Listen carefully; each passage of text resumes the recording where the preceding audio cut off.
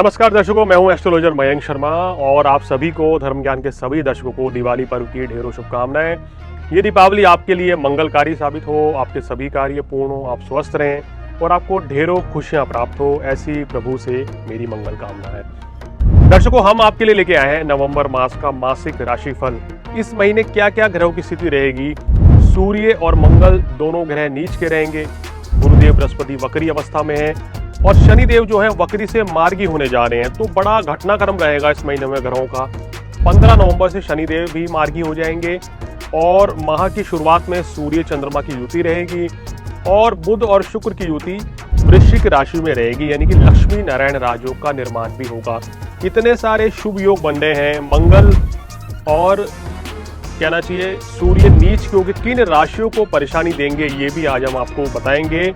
और दर्शकों, इसके साथ साथ कैसा रहेगा आपका स्वास्थ्य, क्या सावधानियां रखनी होंगी, छात्रों के लिए कितना समय बेहतर रहेगा आने वाला समय, क्या विदेश यात्रा का मौका मिलेगा, छात्रों को विदेश जाके पढ़ने का मौका मिलेगा, आपका काम कारोबार कैसा रहेगा, क्या नौकरी में परिवर्तन के योग बन रहे हैं, क्या आपके बिजनेस में आपको तरक्की मिलेगी, नए काम कारोबार की शुरुआत करना आपके लिए कितना अच्छा रहेगा, ये भी जानकारी देंगे। इसके साथ साथ आपकी लव लाइफ, मैरिड लाइफ कैसी रहेगी, क्या कुछ सावधानियां रखनी चाहिए, क्या ये समय आपके लिए विवाह के लिए उत्तम है आने वाला समय, इसकी जानकारी होगी। कितना धन लाभ कमा पाएंगे, लाभ कितना होगा, जीवन में पैसे के बिना कुछ भी चीजें आप नहीं कर सकते, तो कितना पैसा कमाएंगे ये आपको बताएंगे। भाग्य प्रतिशत जो बहुत इंपॉर्टेंट है, अगर भाग्य साथ नहीं देता है तो हमारे कार्य नहीं बनते हैं। उसके अलावा क्या मेरी विशेष सलाह रहेगी और क्या कुछ उपाय आपको करने होंगे कि जिससे कि ये उपाय करने से जिन राशियों पर 7.5 ढैया के चलते या सूर्य मंगल के ग्रह के चलते परेशानियां आ रही हैं, वो परेशानियां दूर हो जाएं और आपके जीवन में खुशहाली आ जाए। तो बिल्कुल भी देखना ना भूलिए धर्म ज्ञान पर नवंबर माह का मासिक राशिफल। नमस्कार, धर्म ज्ञान के दर्शकों का स्वागत है। कविता राणा और मेरे साथ मौजूद है आचार्य मयंक शर्मा जी। मयंक जी, स्वागत है आपका। धन्यवाद कविता जी। सभी दर्शकों को सादर नमस्कार। हर बार की तरह इस बार भी आप लोगों के लिए लेकर हाजिर हैं कि नवंबर माह का मासिक राशिफल 2024 आप लोगों के लिए क्या कहता है। मिथुन राशि, मिथुन जात राशि और मिथुन जात के वालों के लिए इस बारे में हम बात करेंगे। आपको ये बताएंगे कि दिवाली की शुरुआत, लेकिन इसी शुरुआत में सूर्य और मंगल का नीच अवस्था में रहना खुशियों के साथ साथ किस तरह की परेशानियां भी आपको देकर जा सकता है। Overall health, wealth, personal, professional life सब कुछ कैसी रहेगी, फटाफट से जानते हैं आपकी ग्रह चाल से। बताइए मयंक जी। बिल्कुल, देखिए मिथुन राशि वालों, अगर आपके ग्रह स्थिति की बात करें तो मुख्यतः रूप से आपके लगन भाव में अभी वर्तमान में कोई ग्रह नहीं चल रहा है। मंगल थे तो राशि परिवर्तन हो चुका है पिछले महीने ही। और अगर बात करें दूसरे भाव में, आपके मंगल नीच के आ गए, यानी कि धन भाव पे, वाणी भाव पे मंगल नीच के हैं। तीसरे भाव में कोई ग्रह नहीं है। चौथे भाव में केतु है। पंचम भाव में सूर्य और चंद्रमा की युति है माह की शुरुआत में, यानी कि मंगल भी नीच का है, सूर्य भी नीच का है। छठे भाव में आपकी राशि का स्वामी बुध बैठा है और देखें तो शुक्र के साथ है वहां पर। तो दो बड़े शुभ ग्रह आपके छठे भाव में जाएंगे शुरुआत में। सप्तम भाव में कोई ग्रह नहीं है, अष्टम में कोई ग्रह नहीं है। नवम भाव में शनि वक्री अवस्था में सिर्फ 15 नवंबर तक है ये, और उसके बाद फिर ये मार्गी चाल चलेंगे।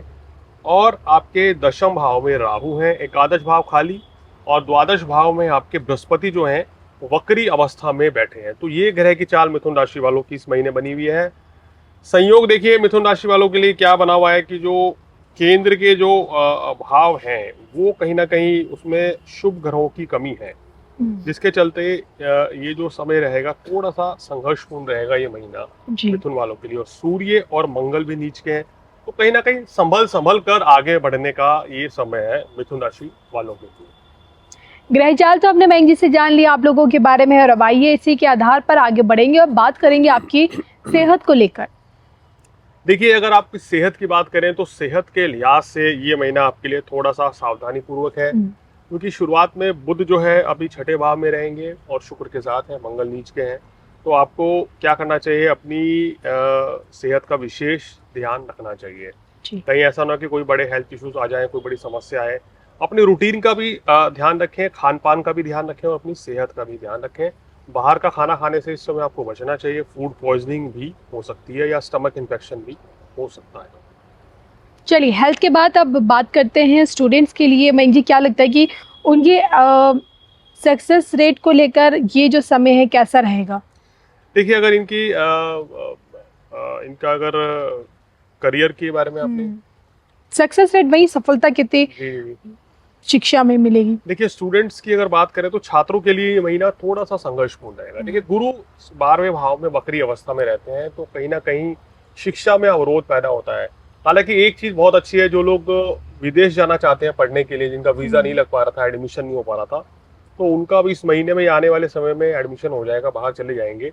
लेकिन मन जो है अभी स्टडी पे फोकस नहीं है। चतुर्थ भाव का केतु ध्यान भटकाता है, और अभी जो सूर्य पंचम भाव में बैठे हैं, यानी कि 16 नवंबर तक, ये भी दिक्कत पैदा कर रहे हैं। तो इस महीने छात्रों को ज्यादा मेहनत करनी चाहिए, मन लगाकर पढ़ाई करें, जिससे कि आपका ध्यान ना भटके।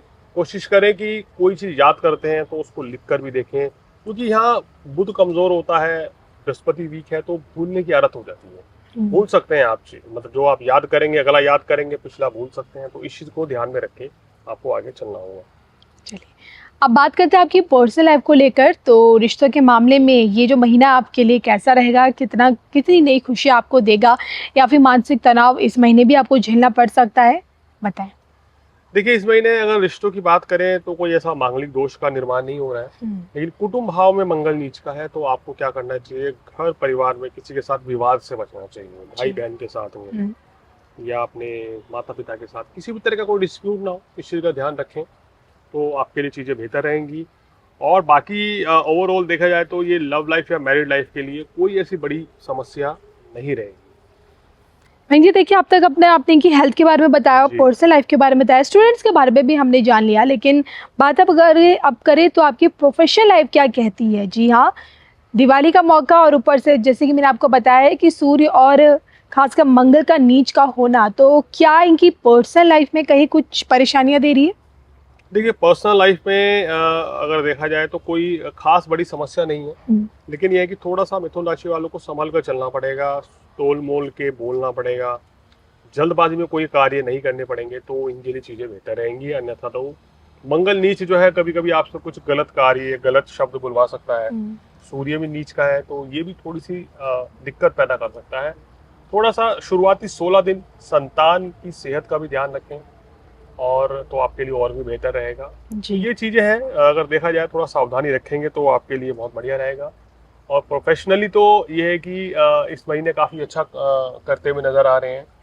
अगर आप जॉब चेंज करना चाहते हैं तो उसके लिए सुनहरा मौका है मिथुन राशि वालों के लिए जी। और अगर बिजनेस की बात करें तो बिजनेसमैन को जो है लाभ की स्थिति बनी हुई है, लाभ भी अच्छा होगा। और आप कहीं बड़ी इन्वेस्टमेंट करने की प्लानिंग कर रहे होंगे तो उस चीज से बचें, इन्वेस्टमेंट मत करें। बिजनेस को जो जैसा चल रहा है उसको वैसे ही चला के रखें, और अभी कोई नई शुरुआत भी कम से कम इस महीने की शुरुआत में तो ना करें। शनिदेव जो है आपके भाग्यवर्धक आपके लिए बने हुए हैं, आपके भाग्य स्थान में चल रहे हैं, तो भाग्य को बढ़ा रहे हैं, मार्गी होकर ये और तेजी से आपको लाभ देना शुरू करेंगे। मिथुन राशि वालों के लिए शनि की स्थिति कवितरी आने वाले कुछ वर्षों में बहुत ही शानदार है, तो काफी अच्छा इनका समय रहेगा। चलिए, संकेत तो आपने दे दिया कि बहुत ही एक गोल्डन पीरियड की शुरुआत अब इनके जीवन में भी होने वाली है। और इसी के साथ फाइनेंशियली क्या कुछ इनका रहेगा आपकी बार का जो बैंक बैलेंस? देखिए, वैसे तो नीच का मंगल होता है, तो ज्योतिषी आजकल यूट्यूब पे कहते हैं कि बहुत बड़ी धन हानि हो जाएगी, ऐसा हो जाएगा, लेकिन मेरा कैलकुलेशन कुछ और है। मैं देखता हूँ कि परिस्थिति हर व्यक्ति की अलग अलग है, हर व्यक्ति की अलग अलग कुंडली है। ये गोचर में कोई भी ग्रह नीच का होने का मतलब ये नहीं कि उस राशि को के सभी लोगों को उतनी ही % दिक्कत आएगी। अब आप ये समझिए कि अगर आपका मंगल नीच का है, आपकी कुंडली में नीच का होकर बैठा है, और गोचर में भी वहीं आके बैठ जाएगा, तो ज्यादा समस्या होगी। अदरवाइज तो 40 to 50% तक दिक्कत आती है। अब इसमें क्या सावधानी है कि आप किसी बड़े नुकसान से बच सकें? देखिए, जब मंगल नीच का चल रहा होगा तो आपके पास लोग ऐसे प्रस्ताव लेके आएंगे कि यहाँ निवेश कर दीजिए, यहाँ पैसा लगा दीजिए, मुझको पैसा उधार दे दीजिए, ये नए काम की शुरुआत कर लेते हैं, पार्टनरशिप में कर लेते हैं। इन सब चीजों से बचना होगा, यही धोखा होगा। लालच नहीं करना है आपको, और पैसे का निवेश नहीं करना है, सेविंग करनी है, क्योंकि गुरु 12वें भाव में है तो खर्च भी हो रहा है। तो जो पैसा आता है उसको बचा के रखें इस समय, तो आपके लिए बेहतर है। क्योंकि वर्ष के अंत तक अगले महीने भी सेम सिचुएशन रहेगी, मंगल भी सेम यहीं बैठे रहेंगे और गुरु भी सेम यहीं वक्री अवस्था में खर्च भाव में रहेंगे। तो धन लाभ तो होगा, मगर कोशिश करें जो आप लाभ कमा रहे हैं उसका व्यय ना हो। ऐसा ना हो जाए कि वो आधा पैसा या पूरा पैसा ही आप लॉटरी जुए सट्टे या गलत स्कीम्स में या किसी निवेश करके आप उसको लुटा बैठे हैं, इस चीज़ का ध्यान रखें। और अगर इसी के साथ आपसे जानना चाहूंगी इनके लिए उपाय और सलाह क्या कहता है? देखिए, उपाय के तौर पे आपको क्या करना चाहिए कि इस माह में या माह में 1 बार या 2 बार घर पे सुंदरकांड का पाठ करें और बूंदी के लड्डू हनुमान जी को चढ़ाएं, लाल चोला चढ़ाएं, चमेली का तेल चढ़ाएं तो विशेष लाभकारी साबित होगा। हनुमान चालीसा पढ़ना आपके लिए बहुत ही अच्छा रहेगा और रोजाना हल्दी या केसर का टीका माथे पर या छाती पर जरूर लगाएं तो शुभ फलों की वृद्धि होगी। शुरुआती 17 दिन सूर्यदेव को जल देने से भी काफी परेशानियों से राहत मिलेगी। भाग्य प्रतिशत? भाग्य प्रतिशत इनका तकरीबन जो स्थिति दिखाई दे रही है ओवरऑल 85% संपूर्ण माह रहेगा। चलिए, तो इसी के साथ मुझे मयंक जी को दोनों को इजाजत दीजिए। नमस्कार।